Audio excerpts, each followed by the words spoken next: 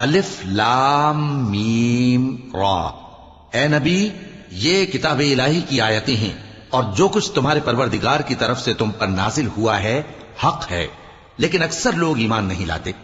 اللہ وہی تو ہے جس نے ستونوں کے بغیر آسمان جیسا کہ تم دیکھتے ہو اتنے اونچے بنائے، پھر عرش پر جلوہ افروز ہوا اور سورج اور چاند کو کام میں لگا دیا، ہر ایک میعاد معین تک گردش کر رہا ہے، وہی دنیا کے کاموں کا انتظام کرتا ہے۔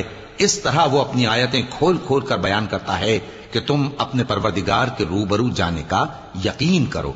اور وہی ہے جس نے زمین کو پھیلایا اور اس میں پہاڑ اور دریا پیدا کیے اور ہر طرح کے میووں کی دو دو قسمیں بنائیں۔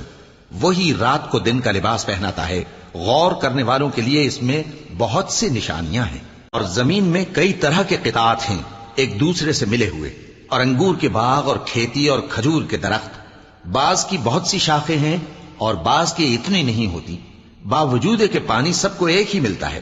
اور ہم بعض میووں کو بعض پر لذت میں فضیلت دیتی ہیں، اور اس میں سمجھنے والوں کے لیے بہت سی نشانیاں ہیں۔ اگر تم عجیب بات سننی چاہو تو کافروں کا یہ کہنا عجیب ہے کہ جب ہم مر کر مٹی ہو جائیں گے تو کیا از سر نو پیدا ہوں گے؟ یہی لوگ ہیں جو اپنے پروردگار سے منکر ہوئے ہیں، اور یہی ہیں جن کی گردنوں میں طوق ہوں گے، اور یہی اہل دوزخ ہیں کہ ہمیشہ اس میں جلتے رہیں گے۔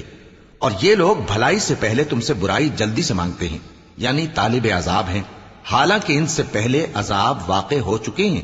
اور تمہارا پروردگار لوگوں کو باوجود ان کی بے انصافیوں کے معاف کرنے والا ہے، اور بے شک تمہارا پروردگار سخت عذاب دینے والا ہے۔